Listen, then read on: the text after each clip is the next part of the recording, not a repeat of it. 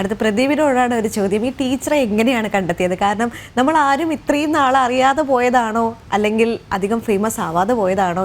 Teacher പറയുന്ന ഓരോ കാര്യങ്ങൾ കേൾക്കുമ്പോഴും വിവേകാനന്ദ സ്വാമിയെ നേരിട്ട് കണ്ട പോലെ, അല്ലെങ്കിൽ അദ്ദേഹത്തിൻ്റെ യാത്രകൾ, അദ്ദേഹത്തിൻ്റെ ജീവിതചര്യകളെല്ലാം നേരിട്ട് കണ്ട പോലെ ഒരു അനുഭവമാണ്.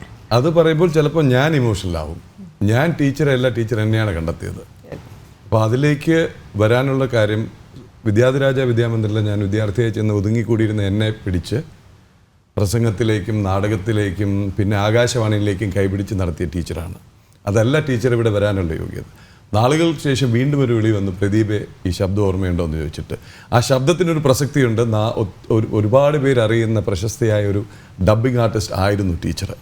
തലസ്ഥാനത്തെ പ്രശസ്ത സ്കൂളുകളിൽ പഠിപ്പിക്കുമ്പോൾ പോലും ഒട്ടനവധി സീരിയലുകളിലും സിനിമകളിലും ഡബ്ബിംഗ് ആർട്ടിസ്റ്റ് ആയിരുന്ന ശാരദ നായർ ആണ് ശാസ്തമംഗലത്ത് താമസം. പിന്നൊന്ന്, ഈ ദിവസം അത് എന്തുകൊണ്ട് ചോദിച്ചു എന്ന് പറഞ്ഞു കഴിഞ്ഞാൽ, കഴിഞ്ഞ ദിവസം ജനം ഡിബേറ്റ് എടുത്ത വിഷയം കൂടി ഞാൻ ഈ കാര്യത്തിൽ കൂട്ടിക്കലർത്തുന്നു. ഞാൻ ഒരു സംഘടനയുടെയും പേര് പറയുന്നില്ല. ഏത് സംഘടനയുടെ പേരിലായാലും, ഏത് ദൈവിക അടക്കമുള്ള ഇൻസ്റ്റാ ജനറേഷൻ ആയാലും, എൻ്റെ മക്കളടക്കമുള്ള പുതിയ ജനറേഷൻ ആണെങ്കിലും അച്ഛനെയും അമ്മയും തള്ളിപ്പറയുകയും അധ്യാപകരെ ഭീഷണിപ്പെടുത്തുകയും അധ്യാപകരുടെ കസേര കത്തിക്കുകയും അധ്യാപകർക്ക് ശവകുടീരം തീർക്കുകയും ചെയ്യുന്ന തലമുറ നേരെ വഴിയിലല്ല പോകുന്നത്.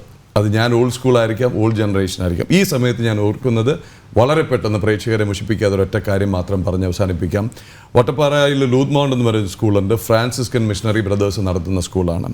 അവിടെ എന്നെ മലയാളം പഠിപ്പിച്ച സർല ടീച്ചറിനെയും എന്നോട് ചെറിയ പുസ്തകങ്ങളുടെ ലോകത്തും കൂട്ടുകാരുടെ ലോകത്തും മാത്രം ഒതുങ്ങി കിണറ്റിലെ തവളയാകരുത് എന്ന് ഉപദേശിച്ചു വിട്ട ബ്രദർ ജൈൽസിനും, കോളേജിൽ എന്നെ എങ്ങനെയെങ്കിലും ഡിഗ്രി കടത്തിവിടാൻ ശ്രമിച്ച ഡോക്ടർ VS ജയകുമാർ അടക്കമുള്ള അധ്യാപകരെയും, എങ്ങനെയെങ്കിലും ഡിഗ്രി കടത്തിവിടുക എന്ന് പറഞ്ഞാൽ കുറച്ചു കാലം മുമ്പ് നമ്മൾ തലസ്ഥാനത്ത് കണ്ട PSC പരീക്ഷ പോലെയല്ല, സമയം അധികം ചെലവഴിച്ച് എന്നെ പഠിപ്പിക്കാൻ. കാര്യം പഠിത്തമായിരുന്നു എൻ്റെ അവസാനത്തെ പ്രയോറിറ്റി.